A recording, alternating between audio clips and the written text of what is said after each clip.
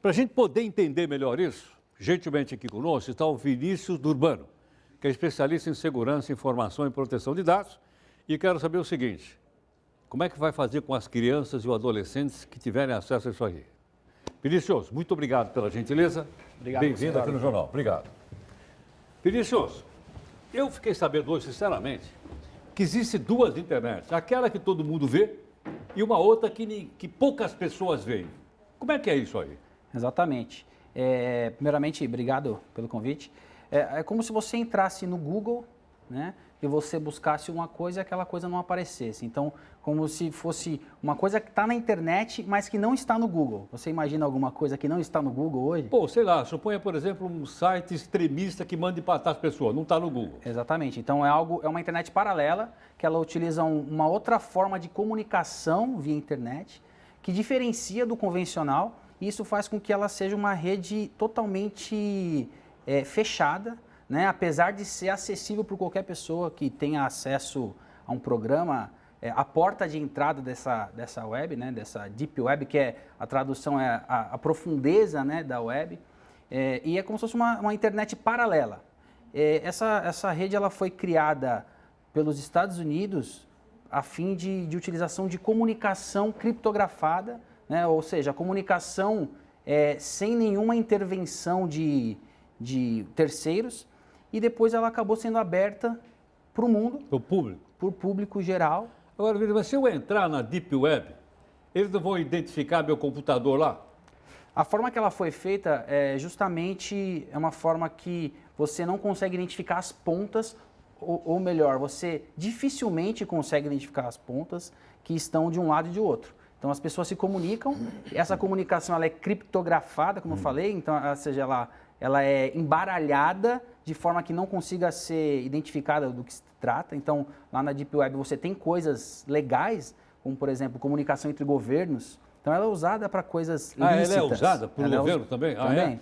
Então, quando existe alguma comunicação bem restrita, muitas vezes é usada pela Deep Web. Porém, me parece que saiu do controle. Né? Algo que era para ser usado licitamente, acabou abrindo canal para coisas ilícitas. Tem um programa que facilita, por exemplo, um jovem a entrar na chamada Deep Web? Sim, o jovem hoje em dia ele tem acesso a muitas informações, né? Então, na internet convencional, ele consegue descobrir como ele entra nessa Deep Web. Existe um programa chamado Tor, que é o mais conhecido, que ele é justamente como se fosse um navegador de internet, aquele que a gente está acostumado, porém ele é exclusivo para entrar na Deep Web. E você, a partir do momento que você instala no computador esse Tor, por exemplo, e tem outros também, você tem a chave de entrada para essa internet paralela, né? E você começa a ter acesso a coisas diversas. Por exemplo? Por exemplo, compra de armas. Compra de arma? De drogas. Droga. Site pornográfico? Site pornográfico, muitos. Muitos. Né? Pedofilia, esse tipo de coisa. E como esse grupo criminoso que as matérias estão mostrando aí, lá em Suzano, que estimulam, né, o ódio, esse tipo de coisa, tudo que seria rastreado na internet convencional, lá então, esse fórum que a gente mostrou aí no R7, ele existia na web aberta. Depois teve um problema com a polícia e desapareceram. E apareceram de novo na chamada Deep Web. Exatamente. Então ele foi migrado para lá, né? E ele tem um idealizador desse grupo. Inclusive, dos líderes está preso. Está preso? Exatamente. Mas existem pessoas que são representantes dele, né? Quer dizer, continua então gerenciando o tal do fórum. O tal do fórum. Que é quase que um site lá ou não? É um site. É um site. A Deep Web é como se você entrasse numa internet onde não tem nada muito bonito, tem vários sites de vários assuntos lícitos e ilícitos e alguns grupos fechados, que você não consegue nem mesmo dentro da Deep Web ter acesso, que ele só é permitido para pessoas convidadas, ou para pessoas conhecidas, ou para pessoas que já estão bastante tempo na Deep Web. Então, é realmente o lado obscuro da internet, e há quem diga que é um movimento que talvez seja até maior do que a internet convencional, a quantidade de dados que é trafegado por ali.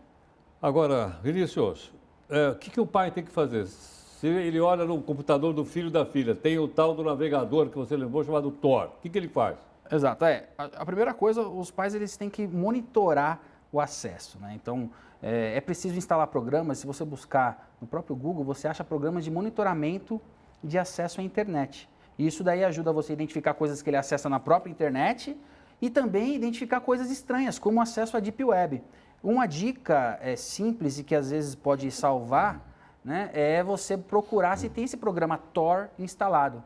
É um indício, então, de que o jovem pode estar entrando nessa Deep Web. Exatamente. Não quer dizer que ele está fazendo alguma coisa ilícita, mas ele tem acesso muito fácil a coisas que não talvez deveria. até não tenha maturidade para ver tudo aquilo que tem lá, certo? Exatamente. O adulto é uma coisa, o jovem é outra. Exatamente. E muitas vezes esse interesse por coisas desse tipo parte de jogos. Inclusive é uma característica daqueles jovens, né, do caso do massacre, porque em jogos, o jogo também é uma rede criptografada e ali fechada. Muitas vezes você encontra até mesmo pornografia dentro de jogos que não tem nada a ver com pornografia. Então, jogos que tem crianças ali, você acha coisas ilícitas ali dentro, né? Então, às vezes, o próprio jogo, dependendo do jogo... Aparentemente é apenas uma diversão? Ele pode ter estimular aquele jovem a partir para outros acessos obscuros, vamos dizer assim. Entendo. Então, é importante monitorar, estar atento a qualquer suspeita e buscar falar com alguém que conheça isso. E essa questão da Deep Web em si, que é algo pouco conhecido, buscar se tem aquele programa Tor instalado no computador. Tor se escreve T-H-O-R, é isso? Exatamente. É o nome do deus lá da Escandinávia, né? Exatamente. Tá. E se você buscar tem a busca ali do seu sistema operacional, Windows, por exemplo, você pode buscar ali pelo nome Tor. Se tiver aquilo ali, é um indício, então busque falar aí acho que é a forma de falar com seu filho, mas busque entender o motivo que ele está acessando aquilo, porque realmente é perigoso.